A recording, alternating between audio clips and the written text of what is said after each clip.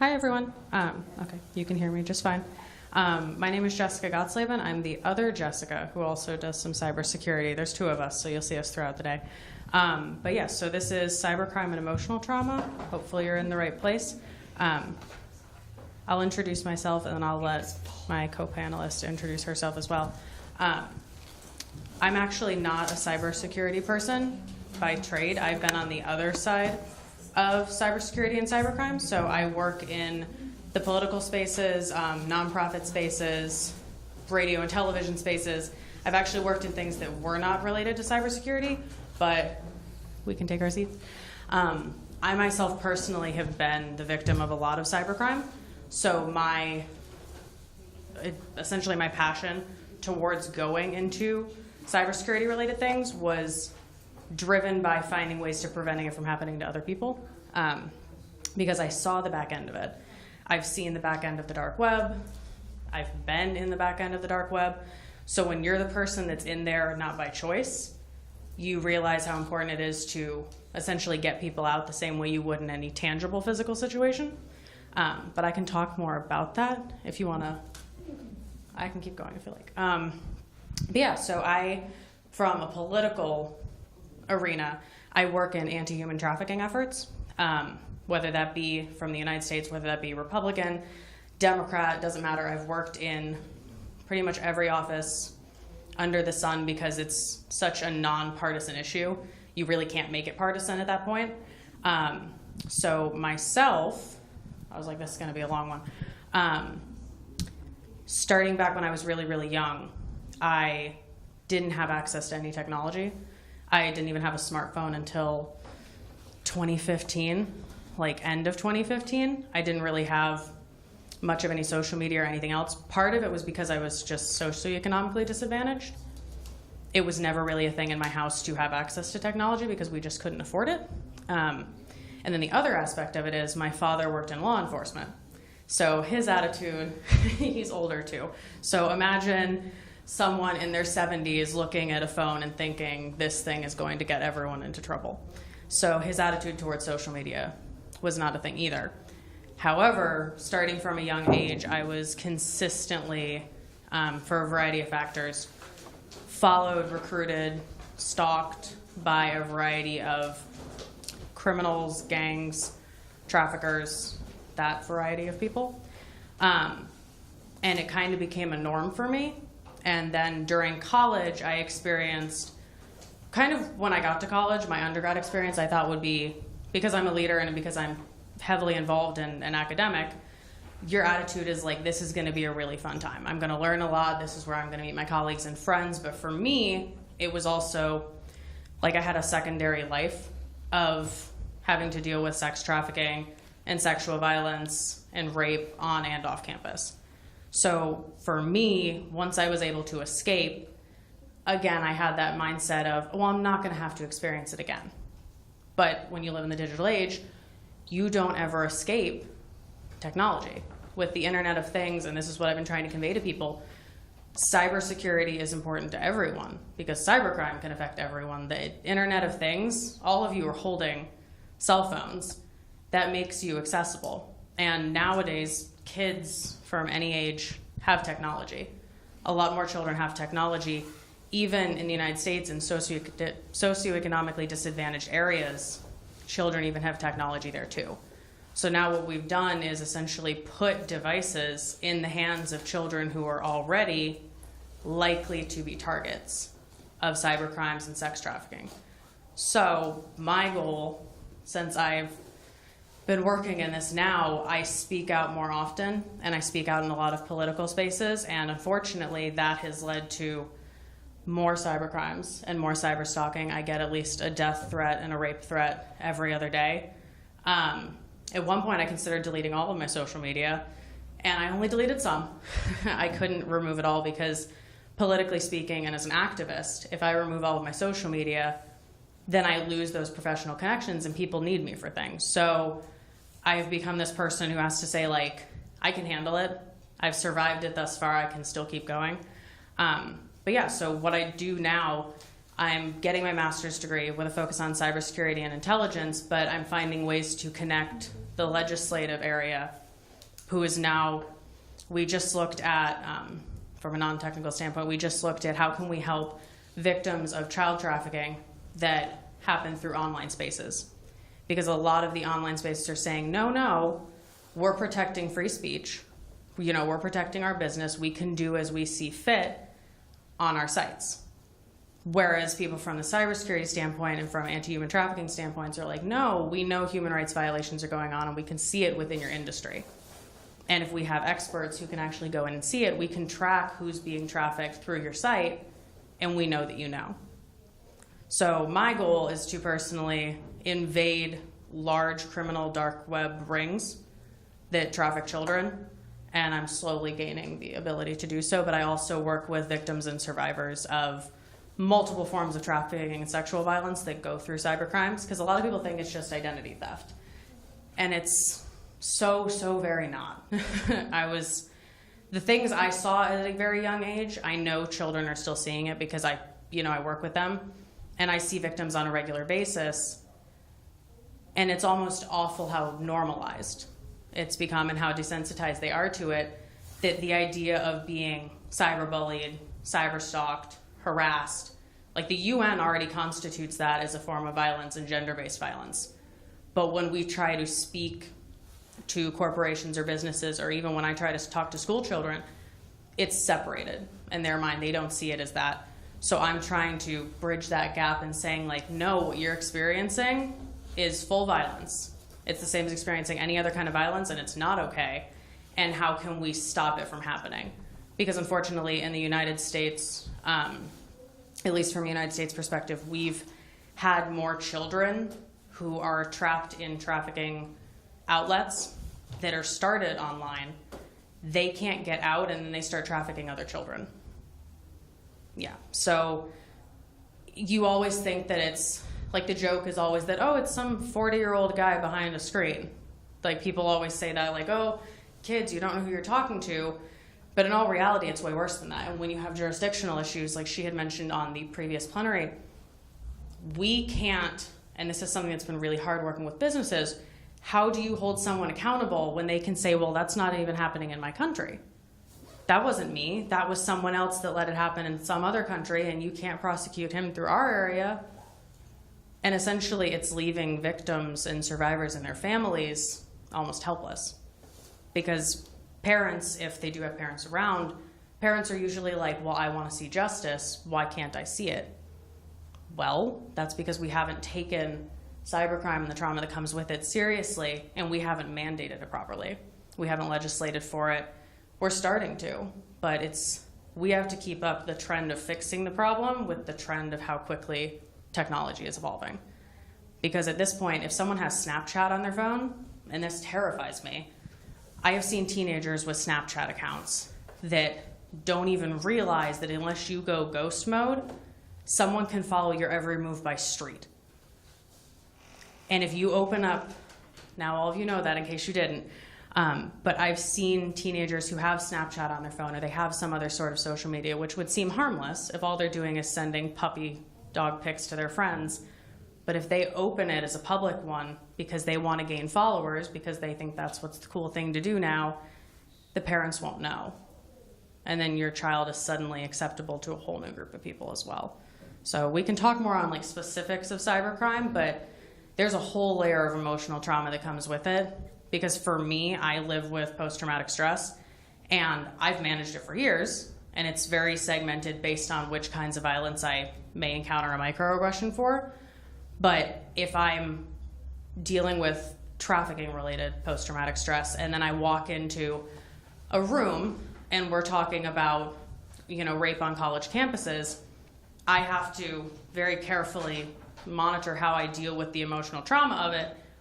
But then I can literally that same day be speaking about it and have someone go online and attack me while I'm talking about it. So there's to say it very simply, there are a lot of layers to it, and we need to start treating it as such because we're seeing more and more children developing post-traumatic stress from things that we're not even seeing happen because it's a bully we can't see, or it's someone who's committing the crime and we can't see who it is.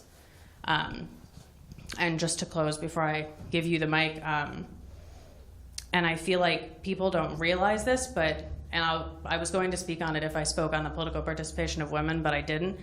I work in a lot of political spaces, and I train women to run for elected office with a nonprofit that also works in the political arena. And something we've had to do is prepare young women before they run for the attacks they're going to get that are related to cyberspace. And that's really hard because a lot of them are like, what do you mean? And I have to prepare them for what will happen if a video goes viral or if someone hacks their account. Like, I have my cloud. I don't know how many of you have iPhones, but the iCloud is the easiest example.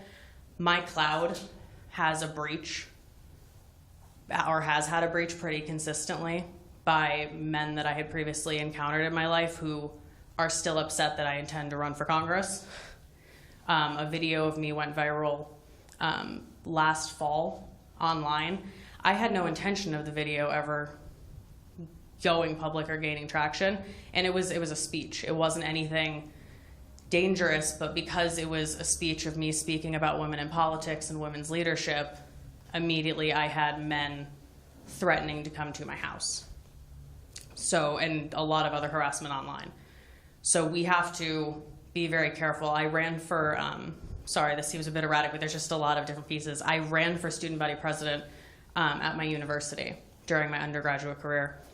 And because I was a woman, and I was one of the few women to really challenge a lot of norms and establishment issues, and I was fighting for things that were even outside of the university, I had people threaten. People were actually getting text messages from random numbers saying that they had videos of me doing things sexually, which was not a thing, but it was a way to scare me out of the race. I had one of my rapists from college, and that's an entirely different issue from anything else that's happened to me. That was such an isolated event. I never thought I would really have to encounter him as long as I avoided him, until someone from an opposing group actually recruited to have him help try to scare me out of the election. And this is stuff that happens at the college level. It happens to congressional candidates. I used to work for a congressional office. I was working on human trafficking issues. This wasn't even someone that I agree with politically, but I chose to work in her office on a specific piece of legislation. And while I was there, she had sexual accusations put against her to scare her out of party leadership. And I had to watch her come in crying while her husband had to get into the office because of these accusations. And it started because someone started a rumor online that was untrue, and it spread like wildfire. And they tried to gain access to something, and it was a political donor who started it. So the cybercrime has taken, I don't even know how to explain how quickly it has expanded. And we have to find a way to keep up and start protecting women and children. Because, and I know that cybercrime happens to everyone, but women and children are the targets. Just as in gender-based violence, it's a specific targeting. It's a kind of violence that it goes into everything you do in your everyday life. And now with the Internet of Things, everything you do is literally in cyberspace. From turning on your refrigerator, soon it'll be every time you turn on your car, when you turn on your smart TV, everyone can even see what you're watching and get access to your house. Yeah, we can talk about that more, but I'll let her go on to this because she's actually working in doing the exact work that I want to do more of. So. One question can I ask you before you leave? Yes. I'm just curious because everybody's been talking about Internet of Things, and, and that kind of sounds more detrimental to society than really a boon to society. Isn't there any legislation around it to say that this is the area you don't build stuff? I mean, there should be, like, you have boundaries for everything. Are there predefined boundaries or laws or legislations coming up or regulations? Yes, because there are people aware of it, those who actually take cybersecurity seriously, but no in the sense that it hasn't been remotely specific enough. I would assume most of you know what we're talking about when we say Internet of Things, but just in case you don't, it's okay. Just in case you don't, essentially, like I said, everyone has a device. So every device in the world is part of this Internet of Things. Imagine like this expansive, connected universe within our universe. So every piece of technology is connected to it. So it's literally like it sounds, this Internet of Things. And the reason it's been hard to legislate is because, again, every time you even get a piece of legislation put through, society changes, Apple releases 10 new devices, we can't keep up with innovation. And there's a whole different issue, even if you look at very basic cybercrime laws, or even looking at one point, people had tried to convey to the Supreme Court that child pornography, if it wasn't actual children but was virtual children, didn't count. Yeah. So, and at one point, the Supreme Court and other outlets at smaller courts were actually like, oh, I guess, maybe. Because as usual, they consider it, and everyone is screaming like, no, of course it counts. Anything that would put children in danger is a problem, and it should be taken seriously as a cybercrime, especially if it's being perpetuated just like regular child pornography would be across online. But that's one of the issues, is that we can regulate and we can try, but we have people who are legitimately out there trying to stop us. And when we say Internet of Things to a politician, which is why I hope to be a politician, I plan to run for Senate in my state as soon as I can, I will know what cybersecurity is, and I'll know what the Internet of Things is, and I'll also know how that impacts human rights, but the average person doesn't. And when we have mostly elected men, if I say that over military and defense, I usually get a real good chuckle. So, I mean, I like military and defense. I work in national security with cybersecurity, but we just have to get a whole new group of people. And my hope is if you fill the place with people who care about human rights, but also people who have been the victim of human rights violations like I have, there's no stopping me. If death threats don't scare me and actual death doesn't scare me, then screaming at me in a political venue telling me what's going to happen with a policy about it isn't going to work. So it's going to take some time. And you can answer that as well, because it's hard. Thank you, Jessica. Good afternoon to all. I have introduced myself in the plenary already, but still to go ahead with people who have missed it. I'm Shubha Mangala Sunil. I'm a cybersecurity expert and anti-terrorism specialist who take care of different countries on going ahead and suggesting them on how the cybersecurity need to be, whether it is on the policy level, the device level, or setting up a syllabus on the education level, or going ahead and helping them out in the investigation part. So end to end, I deal with, and my day-to-day business is cybersecurity, as she said. So to talk to the topic about cybersecurity and emotional trauma. When it comes to the individual, let us talk with the individual level first and then take it to the organization and the nation level. How many of you have the social network accounts? Everybody. Because initially we had a tendency of asking like, where are you from, which country you belong to, what's your address, blah, blah, blah. Now we have a simple question saying that what is your Facebook ID? It's becoming an identification of your address now for your social network. That much we are getting involved in the cyberspace. When I want to go ahead and ask a question of saying that, can I know your credit card number? The first thing you do is you open up your mobile and say that, let me tell you on this. Nothing is here, everything is on there. If I go ahead and ask you, when is your next election in Netherlands or somewhere else, the next thing you're doing is check it on Google or Bing or wherever it is and answer that. I actually know that. When it was the march. Thank God, thank God. This is an informed group who doesn't rely on their phone. Thank God, thank God. So that is how we are depending on the cyberspace. But when we are talking specifically on the topic, when it talks about the emotional trauma on the individuals, every day we are sharing our information, whether it is our personal information, sensitive information, our photos, videos, our too close loved ones' photos, everything is on the digital space now. And I have seen it, whenever the account is being hacked, I can see the individual emotional level. I have literally seen the people talking to me saying that, Shubha, my account is being hacked. Do you know I had my very personal and sensitive information of me and my husband, and which has been leaked out onto the online now. I can see that physically they say that it is more painful than me meeting an accident and breaking my 100 bones. It's more than that. Their mental level of thinking will come down gradually. They can't think more on what has happened with the trauma what they are facing. The moment they feel that their data has been lost, without their conscious or with their conscious, where they are sharing the information, their emotional level will be coming down and their thought process will come down. It's affecting the chemical equilibriums, what is there in the brain. We are not thinking much. That's the reason I gave an example saying that we are depending on the devices. We are thinking less now. The moment I go ahead and put on a number saying that 432 into 4876, who can give me the answer? I'm an assistant for Shakuntala Devi. If you know her, she's a human computer, very well known in any of the nation. So she used to just give the number like this and answer within less than seconds, which is faster than a computer. How many of us are doing that now?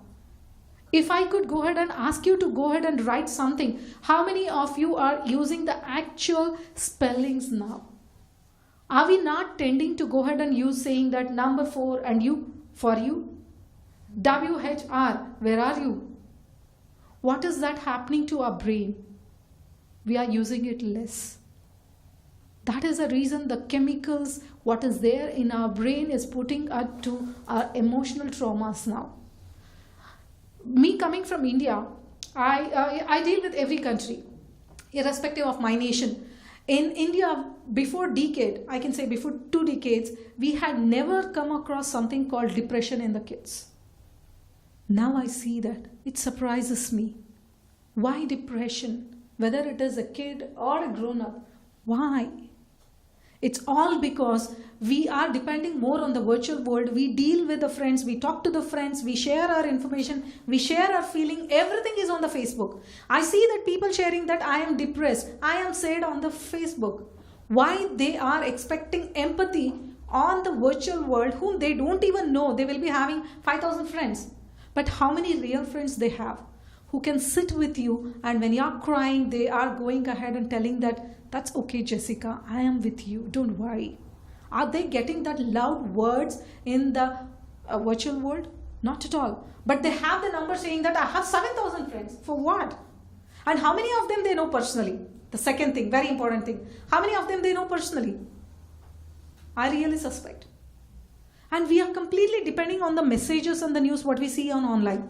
If somebody says that there was some attack in this road in Hague, I'm just trusting it because on Facebook we don't have any editors.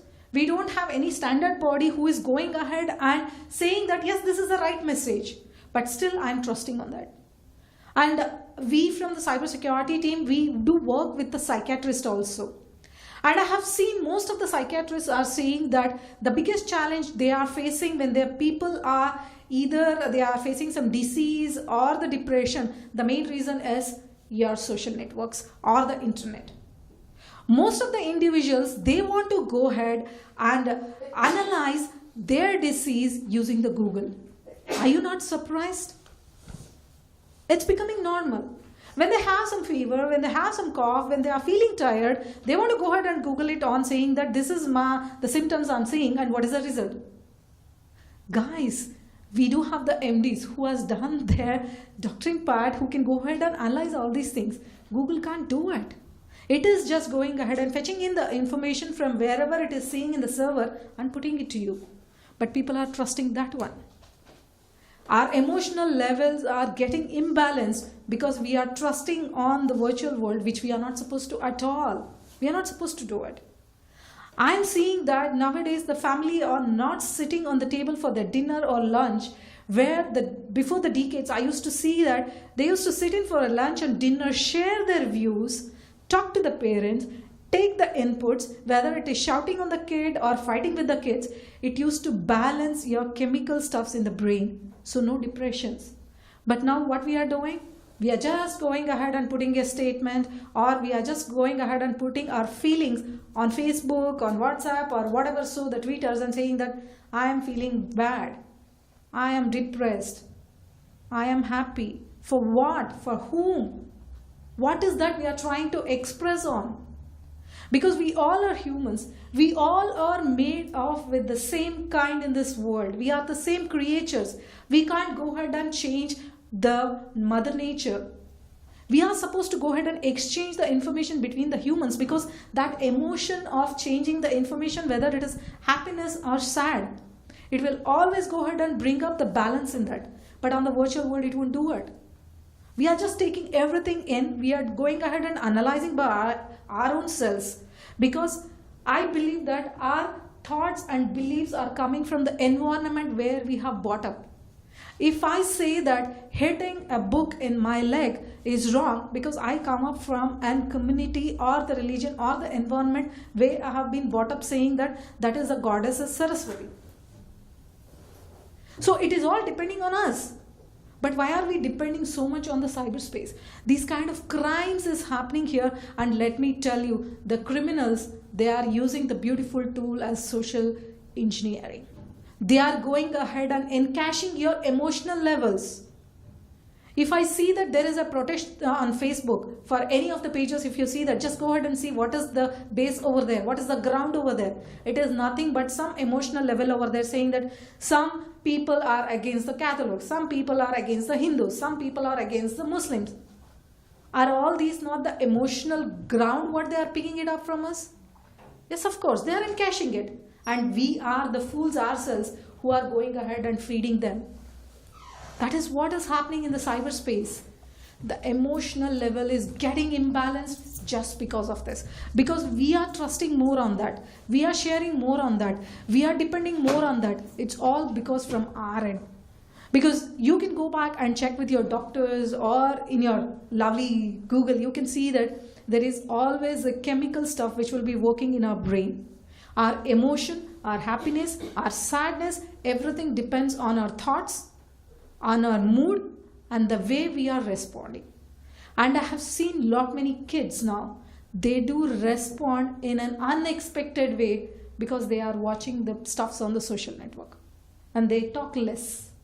You do have lot many friends, ADA, what we call it as the code, as the place where they gather and exchange the information on online now. Because when you're talking to a person face to face, you can see whether they are interested to you, whether they want to talk to you because of the physical gestures, because of the position, how they are being seated, the way they are seeing you. I can make out if I can talk to you or I need to stop if I see your eyes. But how will I see it on the Facebook or on other stuffs on online? Nothing is there. Our emotional levels are being imbalanced just because of this. And we are giving whole and soul of everything from ours to these network. That is nothing but the devices. And devices can't decide how good you are and how strong you are mentally. But surely it can go ahead and put you down mentally just going ahead and giving you some nonsense words. Because you know that when you are writing any sentence, it all depends on the comma or the full stops what you are using. And you can read it either the ways. But when I'm talking to you, you can go ahead and notice my pitch of voice. Whether I'm sad, whether I'm happy, whether I'm shouting to you, or whether I'm feeling good to talk to you. Everything is noticed because of my vocal. But those things won't happen on online. Even though if you say that that can happen in call, let me challenge, it won't happen. Because one physical touch of tapping her and saying that Jessica, I'm with you, will build lot of confidence in your body. Let me tell you, which is going to seriously affect on your mental status and say that yes, Jessica says, yes, I'm ready now. But that is the same thing which you can't go ahead and get in if you write pages together also. If you read more than 2-3 pages also, you won't get that confidence. But one small hug and one smile will surely get that. So that's the reason when if we talk about the cybercrime and the emotional trauma, it's always, I can say that it's proportionally equal to each other. The crime is raising and the emotional imbalance is raising every day. Irrespective of the community, irrespective of the geographical location, we are seeing that people are facing this problem. I see that so many people are facing the depression now. Isn't it the same thing at the organization? Yes, of course. Something I did wrong on my system. There is a virus exploded. Tomorrow I don't want to go for a job. I say like, "Arey yaar, my boss is going to come now. He's going to shout at me because there is a virus from my system." My emotional level is imbalanced there. It is the same thing at the nation. She was talking about the politicians.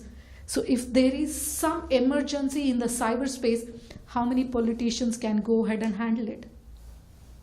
Big question. They don't know how to handle it, how to respond it, how the incident need to be handled. They will be very angry. They will be shouting at the people surrounded them. They don't know what to do because they are in that status now. They can't sit and read and resolve it. And it's not an operation where the doctor can come down and do some surgical strike over there. No. So politicians are also facing the same problem. It is the same thing at the government. It is the same thing at every place, even at the army, navy, or whatever we are talking about. It is the same status we are facing because we all are getting connected and we are loving each other on the virtual world. On the physical world, we are hating ourselves. That is the reason I feel that the forums like this, we need to talk on face to face at least. We need to smile and say that, Array, we are alive. And the devices won't come alive at all. Whether it is a firewall, whether it is IPS, whether it is ideas or antivirus, it won't come alive. It's only we who are alive. And we want to stay alive, and these devices can't understand any of our emotions. If I say that I love my firewall, it says, okay, give me the command, what should I do? So the very important thing is we need to understand how we are connected and how emotionally we are connected. Surprisingly, I remember one story. I had a case. We usually don't handle any individual cases, but I do give up my suggestions and my views on any cyber attacks in the nation or the state. So a couple of people notice me on the media and they walk into my office when I'm available. One lady, she came, she said, her daughter is facing a problem. She's not actively talking to the family members, not the friends or whatever it is. She is in a kind of depression status. She's not happy for anything, whether she's getting a good dress, shoes, whatever so it is, she's not happy. I asked her what happened. She said last month was her birthday. There was lot many pics were taken over there. It was posted onto Facebook and she sees that there were not many likes she got onto the pictures. And she's been depressed for that. She says, I'm having 4,000 friends and I'm having only less than 100 or 70 likes onto my photos. I said, God's sake, what are you trying to do? She's literally depressed. She's telling, I'm not getting the likes at all. That is the level they are getting attached to the cyberspace. They are not getting the likes, they are depressed. Whatever the article is not shared, they are depressed. They are not going ahead and getting the WhatsApp message from the husband, they are doubting on the husband. Seriously, you won't believe I had so many cases where the wives used to walk in and say that, Shubha, I want you to hack my husband's account and see who's chatting.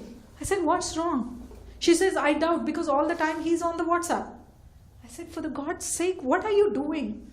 Because for any relation, the base is trust between them. And we are losing it because now husband and wife are happy to say whether they had their lunch or whatever it is, questioning on WhatsApp, rather than going ahead and talking to the husband and saying what is that he wants for the dinner. They want a message. And I have seen divorce cases in India, especially in Andhra Pradesh. I don't know how many of you girls know about it. There was a divorce case. After the wedding, the lady divorced her husband because she didn't get the password of her husband's Facebook. Oh my God. She demanded and he said he's not going to give it. So she said, I'm going to divorce you because when you have been married to me, all your account information, everything you own is mine. So that is the level we are seeing now. And nowadays I see the housewives, especially who are having the teenagers who use the mobile phones, they walk into me and they ask, Shubha, I want you to help me to teach me in a way that where I can go ahead and monitor my kids, which I feel that it's not good. You need to love your kids and give them an assurance saying that being a mother, she's trusting the kids. And give them actual awareness program on what the cybercrime is, rather than she getting scared. And most of the time, the sad part is, whenever I see that there is a cyber harassment or bullying in most of the countries, especially for the teenagers or the young ladies who are not able to share it, they are committing suicide, which is not good. Not only the women, sorry to say that there are so many men also, because they are not able to take up that emotional trauma and they want to jump in for a decision saying that they want to commit suicide. We have seen, I don't know how many of you noticed, we have seen live committing suicide Facebook videos. They will come on online just to go ahead and get some stupid sympathy and empathy from the other people. They will cry and talk about their stories on Facebook Live. Why? They will be talking about their personal problem on the Facebook Live. Why? Why are we trying to go ahead and share our own personal information to somebody in the other part of the world who can't even understand? Rather than that, let us go ahead and share it to our loved ones who can surely be with us. So this is the emotional traumas what I'm seeing every day, irrespective of the Facebooks, your hashtags, your Twitters, whatever it is, nothing is going to be with us. When it is a cybercrime, it is a cybercrime. Because I can give you an example also. When you're having your mobile phone, it is going ahead and monitoring you and capturing all your data. You want to test it? How many of you are having the Google account here? Everybody, right? Once you have internet, just log on to your My Activity tab for your Google account, and you can filter out, and there will be a list of activities what it is going to monitor. You can just go ahead and select the option called audios and sounds. Okay, once you filter out, it will show you how many of your unknown conversation is been recorded already there, which is there on the Google server. You can just log on to it and see. There will be so much of your personal conversation will be already recorded. So how much we are trusting this? Don't be surprised if it is having some sensitive information which you don't want it to share with anyone. No wonder. Any hacker can go ahead and switch on the speaker of your phone, the camera, everything within less than 30 seconds. Don't be surprised. So this is the status what we are seeing the cybercrime is in. So how do we secure it? It's only going to start with us. Let us depend on our actual strength. Because as I told you at the initial stage, how many of you are writing your diary every day? Do you have a habit of writing the diary in the night about your activities from the daytime? Yes. Very less I'm seeing that. When you write the things, you are emotionally connected to each word what you are writing. But it is not the same thing when you type it. Mm-hmm. Because your body, thoughts, and the way you write, it is completely connected. If you feel sad, you can go ahead and write. Let me tell you 100 times. When you feel sad, write that for what you're feeling sad in a book. After 3 or 4 hours, go back and read the same thing. You will laugh at yourself. It will go ahead and give you the strength saying that it is not at all a problem for you. But it is not the same thing if you type that in your tab or in your phone. But the cybercrime is giving you this much of emotional traumas every day, every second it is giving you. If you see, especially for the ladies who are married, I have seen that they will be so much scared. They will be having so many questions saying that my husband uses, as you were talking, the Snapchat, he is using WhatsApp, he is having Facebook. I see that he is having more than 1,000 friends. I don't know what he is doing. I see that he is always on the call. Who is he following on Instagram? Exactly. You're not a lot. Exactly. So the relation, it has been hampered. The physical diseases, whatever we are seeing, it is directly connected to your thoughts and your emotion, which is again connected to our internet, lovely internet. If I see that there is Ebola running in Netherlands, and tomorrow if I fall with some fever of 102 or 103, then the next question is whether Shubha is having Ebola today. Because we might have read so many news. We are not actually thinking about the fact at all. Because we have stopped one big thing, that is thinking. We are not at all thinking for anything. We are least bothered. How many of you still have a habit of having friends' number in your mind than in your phone? How many numbers you can remember? How many? We are not doing it. How many of you still have a habit of writing the numbers when you want to calculate? Oh, thank God. I need to thank you. I need to thank you, seriously. How many of us are going ahead and teaching our youngsters not to use the short forms? Always on chat with all the short forms, and they usually tend to forget actual spellings only. And I have seen, I work with so many academicians, they have the same complaint. They say, Shubha, I face the biggest challenge because on the answer sheet, I see all the short forms. It is all the short forms. The answer is completely on the short form. We are trying to go ahead and get reduced with our mental activities also. So that is all going ahead and giving us a beautiful result as emotional trauma today. Because the cyberspace is going ahead and taking our lives. We are not living our life. It is deciding our life. Don't you think so? It is deciding our life. Whether you want to be happy, whether you want to be sad, whether you want to be energetic, it is all depending on your cyberspace. If I see that somebody is having some, say 2000 shares of whatever the video they have had yesterday posted, then they are happy today. Completely happy. They want to throw a party today.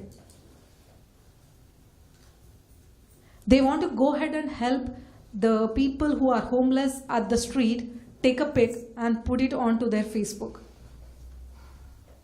But how much they are really heartedly they are doing all those things. So you talk about any angle, we are going ahead and ending say that this is the problem here. So I think this forum really needs to go ahead and give us a platform saying that yes, we are going to utilize the cyberspace only as much we want. Because you know that when we can go ahead and create the cyber world, that much of power we are having in our brain, then beyond that we can do it when we start utilizing it.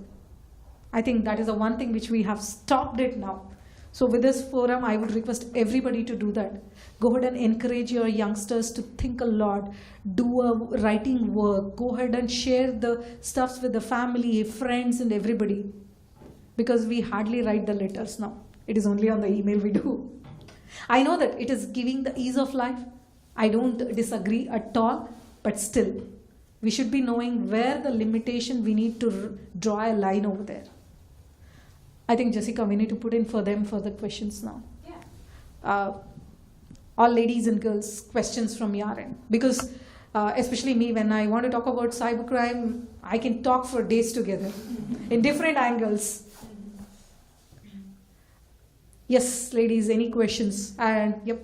I'm just wondering, are there any particular best practice countries who have been at the forefront in terms of legislating and implementing the legislation around cybercrime? To some extent, yes, we are seeing, because every country, they have their own law when it comes to cyber security, whether it is US, whether it is Europe, Japan, China, or India. Because whatever we see which is correct in China might not be right with other countries also. So I'm just giving an example. But setting it as a best practice, we have not seen much of the countries, but I feel to some extent China have taken it, because they have not signed with an agreement with Google guys. They don't have a Google there. They have their own operating system. They don't follow any other operating system. And they have a restriction on what should be used, what not to be used. They have a beautiful monitoring center of more than 76 to 80,000 cyber police who sit and monitor the traffic. They do have a bit of, which we can accept saying that need to be followed. And the Korea guys, they don't even have the internet at all, who are completely disconnected from us. And apart from that, there are many countries who are following the good policies with them, especially Israel. They are also following the good policies with them, best practices. And whenever we see the best things which is happening with the other countries, I think we need to go ahead and involve ourselves to practice the same thing.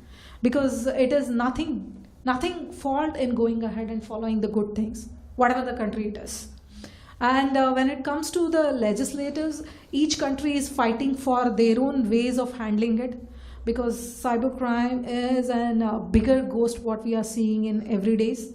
Whether it is the individual level or the national level, everybody is facing a problem. So they are handling in their own ways. They want to come up with a policy. They want to go ahead and talk to their ISPs and guide them, saying that what is that they need to block, what is that they need to allow. Because the gateway is with our ISPs, internet service providers. So couple of the countries, they say, I won't go ahead and allow the porn sites. Couple of the countries, they say, I won't go ahead and allow the gambling sites. So each of them, they are limiting. But still what is happening is monitoring becomes the one important aspect for any nation. Because I can go ahead and open a website which says that coffee.com, but it is mainly dealing with the porn sites. The name doesn't matter here. Until and unless you go ahead and monitor each packet, you can't understand what it is. So that is what is happening in each country. Thank you. Any suggestions for safeguards for children of today? One safeguard is put them with the ethics they need to follow on cyberspace. Guide them on what the stranger is in the cyberspace.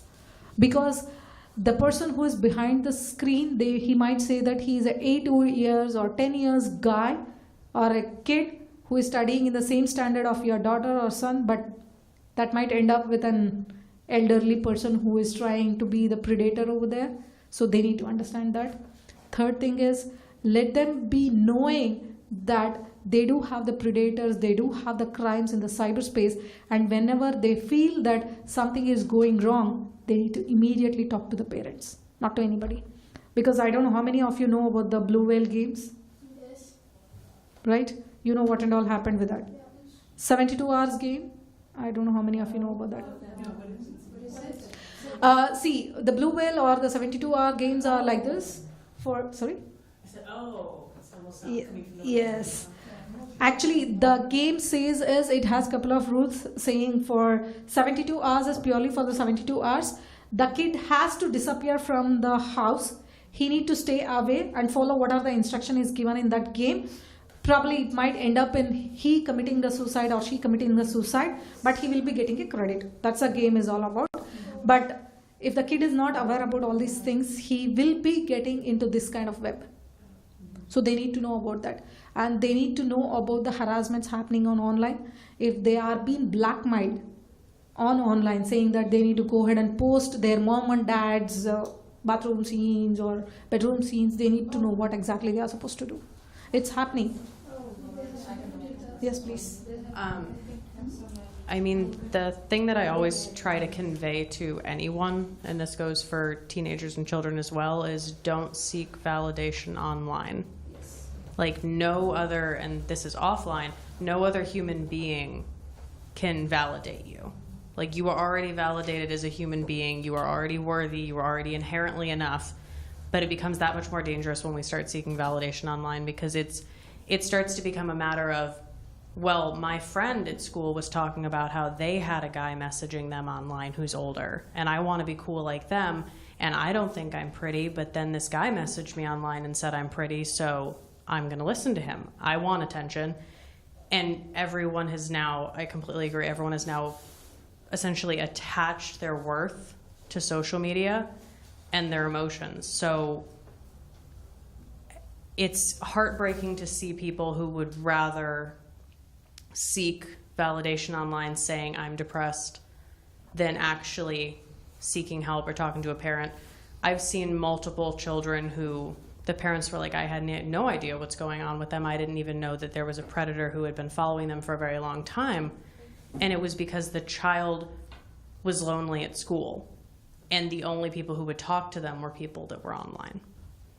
So I agree. We don't want to be the people who are inside of our children's phones because that teaches them that if I love you, I can have access to everything you do. Then their partners will start doing the same thing to them. You don't ever want to promote the idea of space invasion and abuse. You want your child to know that they can have their own things, but teach them cybersecurity best practices. Teach them not to post exactly where they are. Like no one knows that I'm in the Netherlands right now except for my parents and like one person who needed to know I was traveling. because I personally don't feel safe someone knowing what flight I'm on. I mean, unless they hack my stuff, and then that's a different issue, because that could happen, but I follow cybersecurity practices for that not to happen either. We have to teach our kids, really, don't make it easier for predators. Don't make it easier for the criminals, because the criminals who are going to do it anyways are training to hack your stuff. But the ones who aren't doing it and don't need to, it's because you're providing the information for them. So even on a personal level, I don't post pictures that are accessible publicly of like my nieces and nephews. I won't, when I have children, I won't personally post photos of them online that are accessible to anyone besides immediate family, because someone knows I have kids. They know where they go to school, when I pick them up, everything they do. So it's a matter of, if you're sharing with your family where your kid goes to school or what event you're going to be at, that's fine. But you don't need to check into every location you do publicly. Because kids have hit a point where, even, because I grew up not having social media, so I was really behind when I got social media, and then I didn't even have a smartphone. So everyone was always like, oh, you know, I just checked into this location, and there's a whole bunch of us that were at this concert, and we're super cool, and we did Instagram photos, and I'm like, I have no idea what any of you were talking about. I was like, I don't really think that's cool. I'm gonna go hang out with some friends and go volunteer at a soup kitchen and go play with cats. Like, we have to literally teach people to volunteer because they want to volunteer and not for a picture. The amount of people I know who will go to things just for the sake of being there and not for the sake of actually engaging. Like, no one knows that I'm at this forum in The Hague, but I enjoy talking to all of you because I actually want to talk to you, and not because I want someone to be like, oh, Jessica's really important and she was at this thing. We have to teach our kids that, because I can't guarantee that every child is going to understand coding. I can't guarantee that a 10-year-old is going to understand IPS. But I can teach my child, what are you looking up online? Where are you keeping your phone? I mean, I turn my phone off when I have really serious conversations with people. I actually turn my phone off and put it away, and I've done it for years, and people would think it was really silly. But I was like, I don't trust this conversation going to someone who I don't want to have it. We genuinely, our kids think that their phone is physically, permanently attached to their hand now. And I won't say that's a bad thing if it's for academic purposes. If, you know what I mean, if they're genuinely learning and they're innovative. But to allow it to seem totally normal is a problem. And I've seen a lot of people my age who are having kids, and they're teaching their kids to do that exact same problematic behavior. Like, I'm in my 20s and I don't have any children, but for all of my friends who are the exact same age as me and have their children, I saw a 5-year-old walk by taking selfies. And I was like, yes, you are very cute. You take all the selfies, but someone take that phone immediately. I was like, please someone take that phone away before it gets uploaded. Because there are children who are now using YouTube, and unfortunately, they're, again, cyber criminals that are really masters at what they do. They can make a YouTube video that seems like it's for children, and it's not, and you don't even know that your kid has already accessed it. And then that leads them to another site. I mean, we have parents who their kids are opening ransomware emails because they don't even know that it's happening and that it's a problem. Like, you all, if you don't know, so anything that could be like a phishing scam, you open an email or you see something on Facebook, essentially like the Russia situation, you see stuff and you're like, I don't know if that's real. Then, well, don't click on it. But a child won't know that. They immediately click on it, and now they have someone who's actually monitoring everything that happens on that device from that point forward. And it sounds really traumatic. And that's the thing. It's like, you all have this look on your face, and you look genuinely scared. And I'm not saying you shouldn't be, because, I mean, yeah, it's scary. But that's the exact problem, is we've got this world that we put so much value into. Like, it's literally, there used to be a thing called, like, Second Life. And people used to have like virtual lives, and you can create an avatar. That's what's essentially happened. Have you ever heard someone say they have their online persona and then their regular persona? Like, there's the people you see on social media. If you do it for professional purposes, where there's your professional self and then your family self, that's understandable. But now we have people who actually have like their online persona and then themselves. It's very detached. You see your pictures on Instagram, and for someone, I don't do this because I don't put that much value into it, but unfortunately I have a lot of friends who, they try to have a really attractive Instagram. They want to have followers. They want to be seen as beautiful, and then, oh no, now they look in the mirror and they don't look exactly like every single one of their Instagram photos, and they now have body dysmorphia. They have developed mental illnesses that I'm not saying they would not have had an eating disorder without it, but now their chances of having an eating disorder are significantly higher because they literally cannot grasp what they look like. We've become so emotionally invested to the things on our devices that the amount of emotional trauma that's happening, like rape is traumatic, but to experience sexual violence online, there's no detachment. You're constantly online. So we have to teach our kids to be, I don't want to say less stupid than us, but we've seen where this is going and we can't keep up with innovation, so we've got to make sure they're really smart. They have to be so smart that they don't allow themselves to be open to cybercrime. You're welcome. I don't know what time it is because we don't have a phone. Ironically, we're not sitting here with a device. She has an actual watch. Thank you so much, all. It was great. So any questions are offline, I'm here. Okay, you can talk to me. Thank you. Thanks, Jessica. It was a pleasure. Yes.